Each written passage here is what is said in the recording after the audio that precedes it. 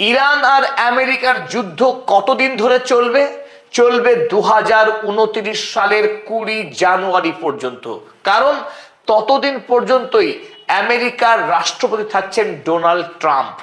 Iran জানিয়েছে আমেরিকায় Donald Trump যতদিন রাষ্ট্রপতি হিসেবে থাকবে ততদিন তাকে প্রায়শ্চিত্ত করতে হবে ইরান আক্রমণ করবার।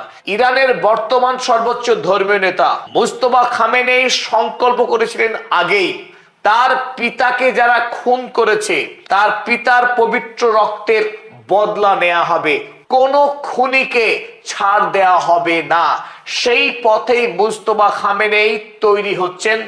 দেশের সামরিক ব্যবস্থাকে তিনি ঢেলে সাজাচ্ছেন এবং তার পছন্দের সবচাইতে শক্তিশালী সামরিক ব্যক্তিত্বকেই সামনে নিয়ে আসা হয়েছে।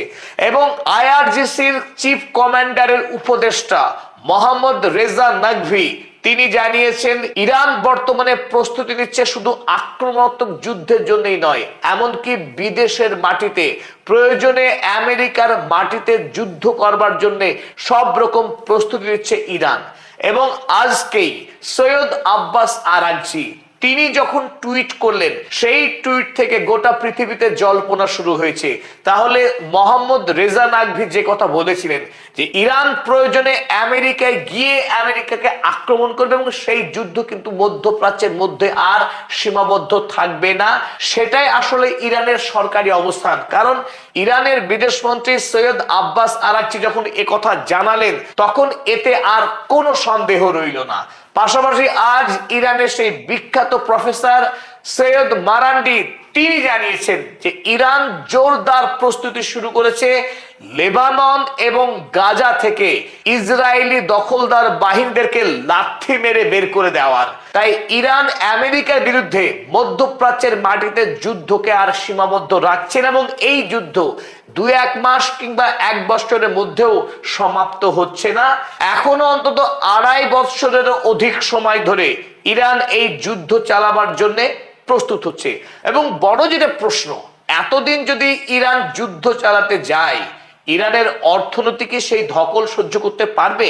কারণ আমেরিকা ইরানের বিরুদ্ধে স্যাংশনকে আরো তীব্র করবে, আর আমেরিকা যাতে ইরানকে দুর্বল করতে না পারে তার জন্য ইরানও ইতিমধ্যেই ব্রিক্স ব্যাংকের সদস্যপদ গ্রহণ করতে আছে। চলুন আজকের এই নিবেদনে বেশ কিছু তাৎপর্যপূর্ণ বিষয় নিয়ে আমরা আলোচনা করি। আর আলোচনার শুরুতেই আপনাদের সকলকে স্বাগত জানাচ্ছি, আপনাদের বন্ধু অধ্যাপক আব্দুল হালিম। চলুন শুরু করি। গত পরশুদিন আইআরজিসি চিফ কমান্ডার আহমেদ ওয়াহিদির পরামর্শদাতা, বয়সে প্রবীণ এবং এই মুহূর্তে গুরুত্বপূর্ণ দায়িত্ব সামলাচ্ছেন, আপনারা ছবিতে দেখছেন, মোহাম্মদ রেজা নাকভি। মোহাম্মদ রেজা নাকভির সঙ্গে সাক্ষাৎকার নিতে এসেছিলেন আমেরিকা থেকে একটি সংবাদ সংস্থা যার নাম পিবিএস। এই পিবিএস মার্কিন সংবাদ সংস্থাকে সাক্ষাৎকার দিতে তো খালি হাতে যাওয়া যায় না, তাই তিনি অর্থাৎ এই আইআরজিসির উপদেষ্টা তিনি সরকারি পক্ষ থেকে বেশ কিছু নথি বান্ডিল নথি হাতে এনে তিনি সাক্ষাৎকার দিতে বসেছিলেন। আর সেই সাক্ষাৎকারে তিনি এই বিষয়টা প্রথম স্পষ্ট করেন যে ইরান স্বল্প মেয়াদী যুদ্ধের জন্য প্রস্তুত নয়, বরং ইরান চাই দীর্ঘমেয়াদী যুদ্ধ এবং আমেরিকাকে যতদিন না পর্যন্ত ঘোল খাওয়ানো যাচ্ছে, পৃথিবীর কাছে যতদিন না পর্যন্ত বেআব্রু করা যাচ্ছে, রাজা তোর কাপড় কোথায়, এই প্রশ্ন যতদিন না পর্যন্ত বিশ্ববাসী করতে পারে, আমেরিকার সামনে দাঁড়িয়ে মাথা উঁচু করে সবাই যেন এই প্রশ্ন করতে পারে, ততদিন পর্যন্ত ইরান যুদ্ধ চালাবে। তবে ইরানের মূল target Donald Trump. Donald Trump 29 সালের 20 জানুয়ারি তিনি পদ ছাড়ছেন রাষ্ট্রপতির, আর ততদিন ইরান সক্রিয়ভাবে হরমুজকে সামনে রেখে এই যুদ্ধ চালাবে তা তিনি জানিয়েছিলেন। চলো আমরা দেখে নিই। IRGC general Naqvi warns conflict could last until Trump exits in 2029। আইআরজিসির উপদেষ্টা নাকভি আমেরিকাকে সতর্ক করেছে। তিনি জানিয়েছেন যে আমেরিকার সঙ্গে ইরানের এই যুদ্ধ কুড লাস্ট চলতে পারে আনটিল ট্রাম্প এক্সিটস, যতদিন না পর্যন্ত ডোনাল্ড ট্রাম্প ক্ষমতা থেকে অবসর গ্রহণ করছেন ইন 2029 সাল পর্যন্ত।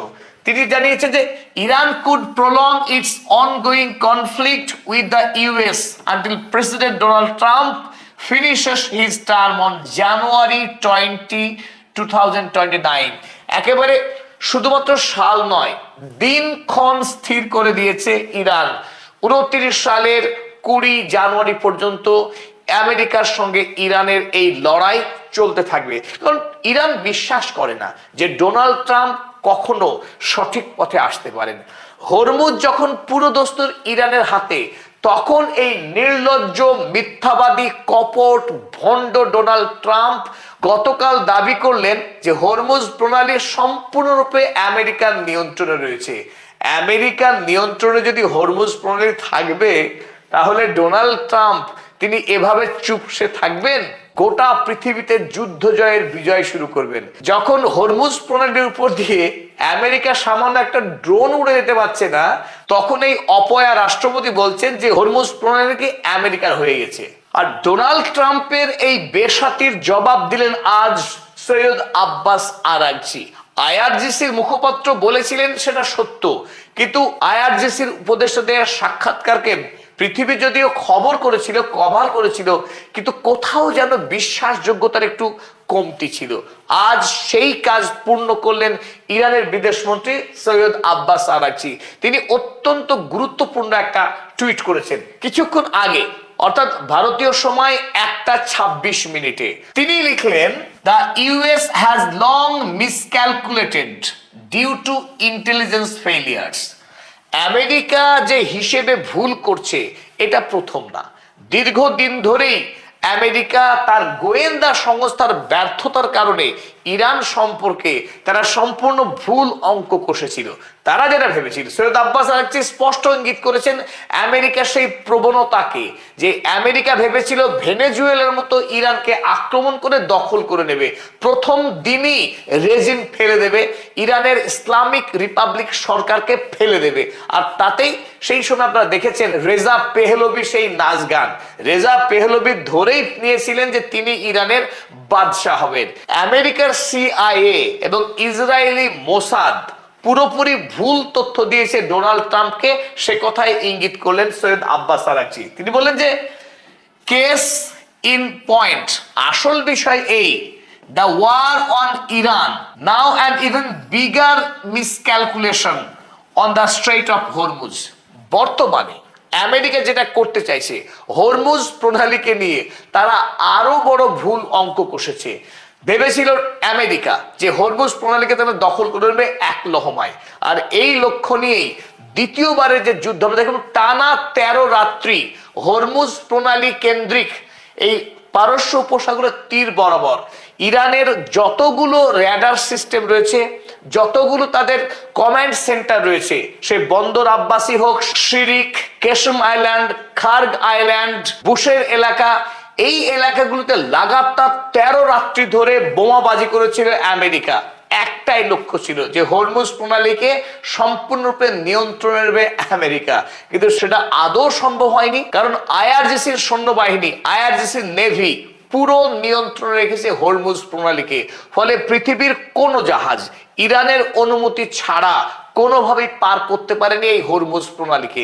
সুতরাং আব্বাস আরাগচি বলছে এই যুদ্ধ দীর্ঘতর হবে একটা কারণ হরমুজ প্রণালীকে নিয়ে আমেরিকা এখনো পর্যন্ত ভুল অঙ্ক কষে যাচ্ছে। Worse than fake news is fake intelligence. Syed Abbas Araghchi ভীষণ মজা করেছে যে আমেরিকায় যেমন ফেক নিউজ ছড়ানো হয়, আমেরিকার প্রধান সারির যে মিডিয়া হাউসগুলো তারা সরকারের যে প্রোপাগান্ডা সেটাকে ছড়ানোর কাজ করে, ইরানের বিরুদ্ধে, মুসলিম বিশ্বের বিরুদ্ধে প্ল্যান করে পরিকল্পনা করে তারা মিথ্যা ছড়ায়, ইসলামোফোবিয়া ছড়ায়, ঘৃণা ছড়ায় ইসলাম ধর্মের বিরুদ্ধে। সেটা যেমন ভয়ঙ্কর, তার থেকেও ভয়ঙ্কর হচ্ছে আমেরিকার গোয়েন্দা দপ্তরের ভুল সংবাদ, ভুল তথ্য। আমেরিকা সরকার ডুববে তার গোয়েন্দাদের ভুল তথ্যের কারণেই। Be careful. সরাসরি আব্বাস আরাগচি স্মরণ করেছে যে আমেরিকাকে সতর্ক থাকতে হবে এই ভুল তথ্য থেকে। তাই যতই সিআইএ বা মোসাদ বলুক ইরানের রেজিম চেঞ্জ সম্ভব, হরমুজ প্রণালী দখল করা সম্ভব, এগুলো সব ভুল সংবাদ। তাই পরিশেষে তিনি বললেন, আল্লাহ ইজ গ্রেট, আল্লাহ মহান, greater than any power on earth, পৃথিবীর যে কোনো শক্তির তুলনায় আল্লাহ পাক অনেক বেশি শক্তিশালী। তার শক্তির সঙ্গে পৃথিবীর কোনো শক্তিকেই তুলনা করা যায় না। ইন আল্লাহ উই ট্রাস্ট, স্পষ্ট করে জানিয়েছেন সৈয়দ আব্বাস আরাগচি। ইরান কেবলমাত্র মহান সৃষ্টিকর্তা আল্লাহ পাকের উপরেই বিশ্বাস রাখে, ভরসা করে। তাই আমেরিকাকে ভয় পাওয়ার কোনো কারণ নেই, ভয় করছেও না। আর এই প্রেক্ষিতেই চাঞ্চল্যকর সংবাদ এই, ইংল্যান্ডের আইবিটি সংবাদ সংস্থা, ইংল্যান্ড থেকে জানা হচ্ছে revolutionary guard adviser warns Iran is preparing military operations on US soil। এটাই সব থেকে ভয়ঙ্কর চাঞ্চল্য সংবাদ এই ডোনাল্ড ট্রাম্প, ওয়ার কেজি নার্সিসিস্ট ডোনাল্ড ট্রাম্পের জন্য, যে ইরানের আইআরজিসি সেনা আমেরিকায় গিয়ে, আমেরিকার মাটিতে গিয়ে যুদ্ধ করবার জন্য জোরদার প্রস্তুতি চালাচ্ছে।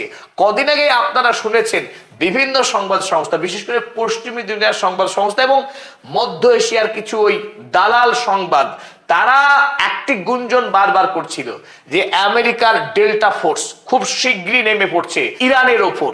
ইরানে খুব শীঘ্রই স্থলপথে অভিযান চালাবে আমেরিকা। তার জন্য 50,000 সেনা মোতায়েন শুরু হয়েছে। আরব আমিরাত, কুয়েত, বাহরাইন, এই সমস্ত দেশগুলিতে মার্কিন সেনারা প্রস্তুত, যে কোনো সময় ইরানের স্থলভূমিতে ঢুকে পড়বে মার্কিন সেনারা। আর এবার আইআরজিসি তার জবাব দিচ্ছে, ইরানে আসতে হবে না মার্কিন সেনাকে, আসলে কফিনে ফিরতে হবে নিশ্চিত। বরং ইরানের সৈন্যবাহিনী এবার যে কাজ পৃথিবীর কোনো দেশ কোনোদিন করতে পারেনি, আমেরিকার মূল ভূখণ্ডে গিয়ে যুদ্ধ করতে পারেনি, সেই কাজ কিন্তু করে দেখাবে IRGC Iran. As Hormuz peace talks crash, কারণ হরমুজ নিয়ে আমেরিকার সঙ্গে ইরানের চুক্তি স্বাক্ষরিত হওয়ার সম্ভাবনা বড়ই ক্ষীণ। হরমুজ নিয়ে যুদ্ধ আগামী দিনে চলতে থাকবে, সে কথা যেমন জানিয়েছিলেন মোহাম্মদ রেজা নাকভি, ঠিক একইভাবে সৈয়দ মোহাম্মদ মারান্ডি, ইরানের বিশিষ্ট অধ্যাপক এবং কূটনীতিক, তিনি আজকেই অর্থাৎ 13ই আগস্ট কিছুক্ষণ আগে তিনি একটি টুইট করলেন। সেখানে লিখলেন, Iran will kick the illegitimate Zionist regime out of Lebanon and Gaza. তিনি জানালেন, ইসরায়েলের জায়নবাদী অবৈধ দখলদারদেরকে লাঠিয়ে বের করে দেওয়া হবে লেবানন থেকে, বের করে দেওয়া হবে গাজা থেকে। সাম্প্রতিক সময়ে ইসরায়েল গাজা ভূমির উপরে বর্বরতা যেমন বাড়িয়েছে, তেমনি বাড়িয়েছে ওয়েস্ট ব্যাংকের উপরে। এক দুর্বিষহ অবস্থা, লক্ষ লক্ষ মানুষ প্রায় মৃত্যুর সামনে দাঁড়িয়ে আছে। প্রতিদিন সাংবাদিক, সাধারণ নারী, শিশু খুন হচ্ছে গাজা ভূমিতে, খুন হচ্ছে ওয়েস্ট ব্যাংকে। ইসরায়েলি আইডিএফ সেনার অত্যাচার পৃথিবীর সমস্ত গণহত্যার সীমানাকে ছাড়িয়ে গেছে। তাই ইরান আর কোনোভাবেই অপেক্ষা করতে চাইছে না, খুব শিগগিরই ইসরায়েলের বিরুদ্ধে এক ভয়ঙ্কর যুদ্ধ শুরু করতে চলেছে ইরান। তার ইঙ্গিত পাওয়া গেছে মারান্ডির টুইট থেকে। এখন স্বাভাবিকভাবে একটি প্রশ্ন উঠতে পারে, ইরান কি এত শক্তিশালী? না হয় মধ্যপ্রাচ্যের যুদ্ধে আমেরিকাকে জব্দ করেছে, তাই বলে আমেরিকার মাটিতে গিয়ে যুদ্ধ করবে, ইসরায়েলের বিরুদ্ধে যুদ্ধ করবে আর আমেরিকা হাতে চুরি দিয়ে বসে থাকবে? সেও তো পাল্টা আক্রমণ করবে, সেও তো ইরানকে অর্থনৈতিকভাবে পঙ্গু করে ছেড়ে দেবে। কারণ ওমান উপসাগরে ইতিমধ্যে আমরা জানি আমেরিকার বিশাল নৌবাহিনী, তারা ইরানকে অবরুদ্ধ করে রেখে দিয়েছে, যাতে করে ইরান বিশ্বের বাজারে তেল, গ্যাস বিক্রি করতে না পারে।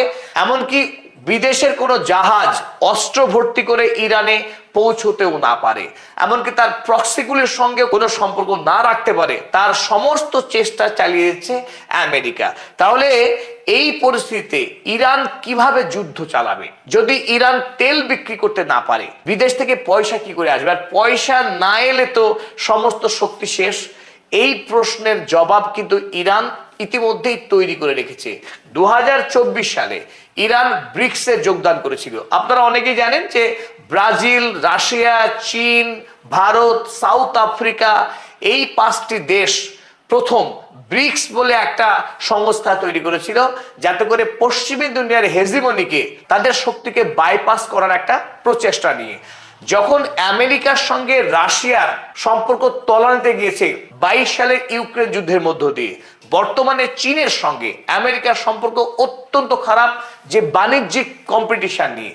এই মুহূর্তে ব্রিক্স একটু একটু করে অনেক বেশি শক্তিশালী হচ্ছে। World bank, international monetary fund এবং সুইফট সিস্টেম পশ্চিমী দুনিয়া গোটা পৃথিবীতে অর্থনৈতিক যে জাল তৈরি করে রেখেছে সেই জালকে কাটার জন্য ইতিমধ্যেই বিকল্প ব্যবস্থা তৈরি হচ্ছে।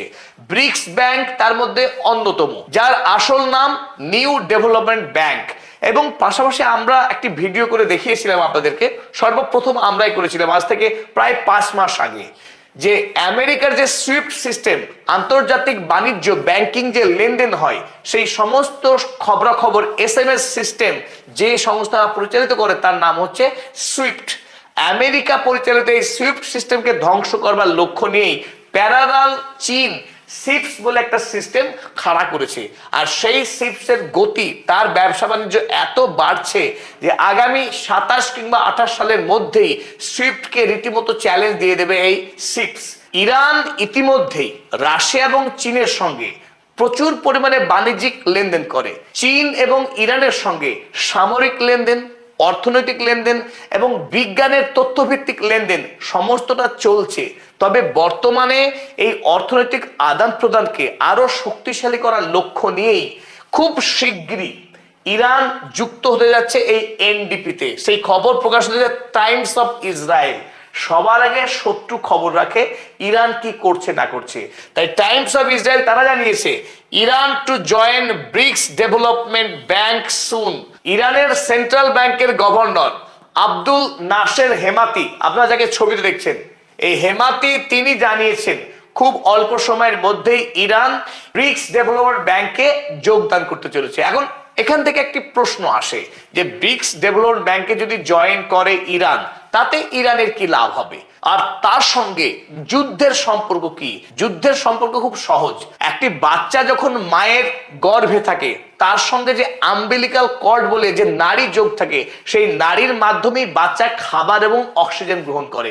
অনুরূপভাবে এই ব্রিক্স ব্যাংক ইরানের জন্য সেই আম্বিলিকাল কর্ড হতে পারে, যার মাধ্যমে আন্তর্জাতিক বাণিজ্য করা, ডলারকে বাইপাস করে অন্য মুদ্রায় তেল বিক্রি করা এবং অন্য মুদ্রার সাহায্যে বিদেশ থেকে পণ্য কিনে আনা, যাতে করে যুদ্ধের সময় ইরান আরো বেশি অর্থনৈতিকভাবে শক্তিশালী হতে পারে। সেই ব্যবস্থা হতে যাচ্ছে ব্রিক্স ব্যাংকের মাধ্যমে। প্রথম যে লাভ হবে ইরানের, ব্রিক্সের সঙ্গে যুক্ত হওয়া মানে আমেরিকা এবং ইউরোপ বাদ দিলে বাকি যে পৃথিবী রয়েছে সেই পৃথিবীর যে অর্থনৈতিক বর্তমান যে সিস্টেম, সেই সিস্টেমের মূল ধারার সঙ্গে ইরান সংযুক্ত হয়ে যাবে। ফলে বৈদেশিক বাণিজ্য ইরানের জন্য একরকম অবাধ হয়ে যাবে। যে ডলার এবং সুইফট সিস্টেম, এই দুই সিস্টেম এতদিন যে বিশ্ব অর্থনীতিকে ধরে রেখেছিল শক্তিশালী ভাবে, যে সুইফটের সঙ্গে যদি কোনো দেশ যুক্ত না থাকে তাহলে সেই দেশ বিদেশে না পারবে টাকা পাঠাতে, না বিদেশ থেকে দেশে টাকা আনতে। এই ব্যবস্থা থাকার কারণে আমেরিকা এতদিন মনোপলি করেছে। আর বর্তমানে চীনের এই সিফট সিস্টেম চালু হওয়ার ফলে, যা সুইফটের থেকে অনেক বেশি শক্তিশালী, অনেক বেশি ফাস্ট এবং অনেক বেশি কার্যকরী, এই সিপসের মাধ্যমে ইরান বাণিজ্য করছে। ফলে আমেরিকা যদি মনে করে ইরানকে আমি এক ঘরে করে রাখবো, সেটা আর কোনোভাবেই সম্ভব না আমেরিকার পক্ষে। তাই একথা বলা যায় যে ব্রিক্স ব্যাংকের সঙ্গে যুক্ত হওয়ার ফলে ইরান আমেরিকা যে সীমাহীন চাপ প্রয়োগ করার চেষ্টা করছে স্যাংশনের, সেই স্যাংশনকে অনেকটাই অ্যাভয়েড করতে সক্ষম হবে। স্বাভাবিকভাবে আমেরিকা যে খুব সহজে ছাড় পাচ্ছে না, ইরান যুদ্ধ শেষ করছে না যতদিন না পর্যন্ত ইরান প্রতিশোধ নিতে পারছে কড়ায় গন্ডায়, ততদিন সৈয়দ মুজতবা খামেনি যুদ্ধ চালিয়ে যাবেন। তাতে তিনি বেঁচে থাকুন কিংবা শহীদ হন, তাতে খুব একটা যায় আসে না। ইরানের যারা রাষ্ট্রনায়ক, যারা নেতা, সেনাকর্মী, কেউই মৃত্যুকে ভয় পাচ্ছে না। তাদের একমাত্র লক্ষ্য পশ্চিমী দুনিয়ার যে অন্যায়, সেই অন্যায়কে উৎখাত না করতে পারলে তাদের শান্তি নেই। মধ্যপ্রাচ্যে গাজা এবং লেবাননে, ওয়েস্ট ব্যাংকে শান্তি না আসা পর্যন্ত ইরান এই যুদ্ধ করছে, যুদ্ধ করবে। এতক্ষণ ধরে আমাদের সঙ্গে থাকার জন্য অবশ্যই আরো একবার কৃতজ্ঞতা জানাই ধন্যবাদ। যারা এখনো পর্যন্ত সাবস্ক্রাইব করেন আমাদের চ্যানেল, আমরা 5 লাখের দোরগোড়ায় আছি, মাত্র 2000 সাবস্ক্রাইবার কম। আসুন সাবস্ক্রাইব করুন এবং 5 লক্ষ সাবস্ক্রাইবার পরিবারে আমরা পরিণত হই।